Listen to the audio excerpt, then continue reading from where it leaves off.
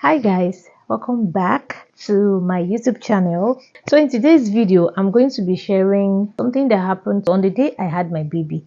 A lot of things happened the day I had my baby, which I have never shared on this channel. So if you are watching me right now, please watch this video to the end because I know you're going to learn from this video.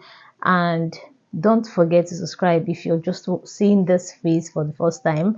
Okay, let me introduce myself. I am Amarachi, and this channel, Amarachi Unfiltered, is handled by me. So it happened that I went for antenatal on a Thursday. I didn't know that I was already in labor. All right. So because I wasn't feeling, severe, I wasn't having severe pains. I was waiting for the due time, like when water will break or when the pain will be serious. My doctor was like, the doctor that has taken all my personal past history and all of that. So he said, why have you not had your baby yet? I said, I don't know. He said, okay, from the records that we've gathered, it seems you have to do a CS.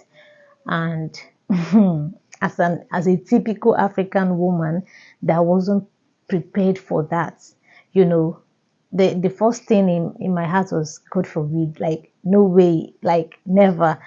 So I said, why? He said, you're 40 weeks plus, and the other baby you had that one at 42, almost 42 weeks. So it means you may not be this kind of person that labor will come easily or naturally. So I just didn't want to buy that idea, all right? And I have already lost so much before that time. The other baby, I wasn't able to carry that one, like I mentioned in my previous video. So if you haven't watched that video, this is an opportunity for you to go and watch and know what I'm actually talking about, to understand that part of the story. I also had a miscarriage shortly after that, so I wasn't ready to let anything happen to this one, and I still didn't want to buy his idea of maybe CS or something like that. I said, okay, this 40 weeks, let's watch out and see 41 weeks and see 42 weeks probably. Then, if nothing happens, I will come back here and we're going to get it done. He was like, is that time not so much? Is that not so far? You also have to consider your baby. There's a way a baby can be in the womb, and for long, the baby may start feeling weak and something bad may happen. I said, not my portion, but let's just go and see what, because I was already having some kind of mild signs, and I was seeing mucus but not stained with anything, just plain. So I believed, of course, I was praying. I believed that something positive would happen before that time. I went home that week. The next week I came back. So the doctor said, what's the problem? Are you still came back again? Not like what was the problem, like what I did. It was like, so I are you still heavy, like still pregnant? You should have given birth by now. I told you what to do last week and you said you needed time. I said, yes, I still need time. I told you I'll be coming back by 42 weeks if nothing happens. So he said, okay, before you leave, after the I don't know if that is a scan or what is it called, to hear the baby's heartbeat and all of that. So he asked a nurse to go and examine me, actually. So they took me inside. To my greatest surprise, that I was 3 cm dilated. I didn't know actually. And the doctor said, wow, okay, so if this is it, you have to wait. You cannot go home. Call somebody at home, your husband, your mom, your friend, to get your hospital bag. So you cannot go home. I said, okay. I waited till evening. I actually wanted to maybe to be sure that the labor was going to progress before calling my husband. So it was by 4 p.m. and they checked me again and said the service has dilated 1 cm, that's like 4 cm. So it's progressing. I called my husband and I told him to, okay, you know what, get my hospital bags ready because this baby is coming out today. That was on a Thursday. I met a lady there and she said the same thing. They told her that she was at 3 cm and she cannot go home. So while I was at 4 cm, while I had all my service had dilated to 4 cm, hers was 3. So we stayed. In my mind, I was like, I'm going to give birth before this woman. At least I'll have my baby before her. Not knowing that something extraordinarily strange was going to happen that night. My husband came in the night and with my hospital bag and all of that. I was just looking at my baby's clothes, going through them all over and over again. And we're just this thing. We had already named the baby, so we're just waiting for him. We already knew it was going to be a boy from the scan we did. The next morning, I was at 5 cm, and that lady was at 7. I was like, what happened?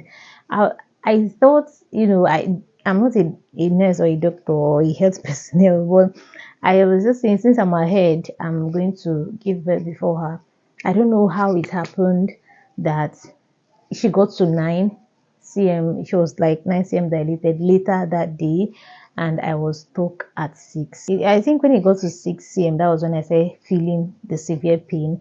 The water broke, mucus plug came, that labor pain kicked in badly, and she was already screaming the whole hospital. We were many actually in labor that day in the labor ward, so we're just walking around.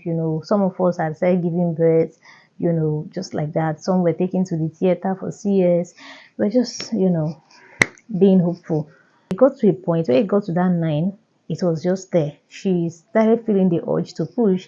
The doctors told her not to push. So the most senior doctor in that facility came and examined her and told her that her baby is quite big. I think you should go into the theater. And seeing the fact that, it was just 9, she wasn't dilating more than that. And they told her. So they were waiting for them to discuss and give their consent. The lady said no, that she will never have, her baby through CS, that she's going to push out her baby. That already she's feeling that urge that she wants to push. So her husband went to the doctor's office. They gave, I think the both of us were just the ones in that ward or room. I don't know, something like that. So it's like a waiting room where we actually wait when the labor gets, fully dilated or something. They take us to where we can, give birth. While the husband was there, I don't know what was happening in the doctor's office, but what I saw was that the lady began to push her baby, but she was not even where she was supposed to actually push. She was just lying on the bed, and the doctor said, lie with your by your left hand side, and she did. Before I knew it, she started pushing. She raised up one of her leg and she started pushing. She was not even facing up. She was just that left the way they asked her to lie. And she raised up one. My husband was there. We didn't know what was happening. I was just discussing with my husband. All of a sudden, I started hearing. I was like, madam, what's the problem? Are you pushing already? She did not say anything to me. Her mom was there. She didn't say anything to me. Before I knew it, her mom shouted that the baby's head is out. The baby's head is out. That was when I saw it. I saw the baby's head. My husband saw the baby's head. But at that point, the nurses came and asked him to leave. He went outside. Before he knew it, she just pushed out the baby. And I was like, so why did the doctor insist that she must have to go to this theater and all of that? I said, I hope these people just don't want us to be doing CS like this in this kind of place. Those were my thoughts. Now, after that, when the baby came out, the baby wasn't crying. The baby was so weak, in fact. The baby was almost gone. I think they put the baby in an oxygen, I think. We waited for minutes. The mom was just praying around the hospital, walking around. Finally, the baby cried. But this baby was so big. Like, I had not seen a baby that big before. It was very big. Before you knew it, the woman started bleeding. Like, the blood was... I was even traumatized, me that was in labor. When the doctors came, later we heard that her cervix was torn, her womb was torn, a lot of things was damaged in her body. They started stitching. Like the blood was flowing, the blood would not even let them. Unluckily for her, the blood they had in the bank that night, because it was by 1 a.m. or so, it wasn't enough. They started asking random people in the hospital, can you donate blood? They came to my husband. My husband said no, that he cannot. And I was like, these people are funny. How will you come to my husband, someone that look at his wife, and you want him to So they asked, the mom was sick already. There was no point. She was sick and old and weak. There was no point of collecting anything from her. And the husband, it wasn't matching or something like that. So finally, I think they took her out of that place almost gone, like almost lifeless. Because I know when they wheeled her past me, she was pale. So they took her to UPTH, that's University of Port Harcourt Teaching Hospital. And I think luckily for her, maybe of course that's a very big facility. It's owned by the government or something. So there's no way there won't be blood there or whatever. Finally, they see the surgery that she was avoiding, they have to stitch everything that has torn. And from the informations I gathered, I don't think she would ever, have another child. Like a stitched womb, a stitched cervix, everywhere was stitched. So that was what happened to that lady. I don't know if it was as a result of that I was just CCM dilated till almost morning. So the doctor came and said, okay, that you have to go and check me again. And they saw that instead of the cervix to dilate, like labor to progress, it started regressing. So from 6 it came to 5, from 5 came to 4, from 4 to 3. At that point, the doctor said, okay, it seems that is how far your cervix can dilate, so you'd have to take another option, which is what, having a CS. You don't have any other choice now. You cannot endanger your life and that of the baby. And the doctor was trying to remind me of my past record, so I can quickly make a choice.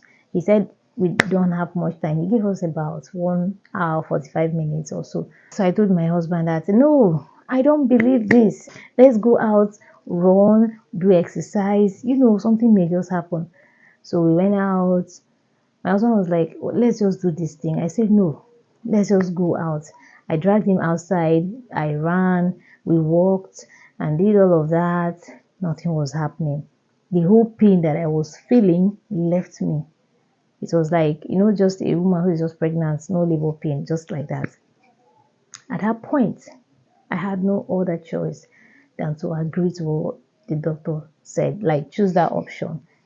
And that was how it happened, right? And I came out, by God's grace, alive, my baby alive. It was successful by the grace of God. And at the point before the doctor said, okay, your husband will have to come to the office so we can talk, she said no, she would not. She started praying. She was with one white handkerchief. She placed it on her stomach, and I'm not against all of that. In fact, our pastor was even telling her, no, you will not enter that theater, you will not, saying all kinds of things. I am not against prayer, of course. You pray. Before the day I had my baby, I was in a dream where I saw doctors, not nurses, male doctors. They were about 2 or 3. They were putting on white. They covered me from my stomach downward, and they were just like doing something that I didn't know. When I woke up from that dream, I had not been into the theater before, but I was like, could it be the day of my delivery? Maybe. But on a second thought, how would male doctors be the ones, because they are not usually the ones that they will not even check you there. They are not in the delivery room. Theirs is just to look at your record and call a nurse or a midwife to attend to you. So I was like, how like what happened? How is it that a male doctors, and luckily for me, in that dream, I saw their boots. They were putting on boots, and I saw blood stains. When I woke up, I didn't really know what the dream was about, but I prayed for God's will to be done.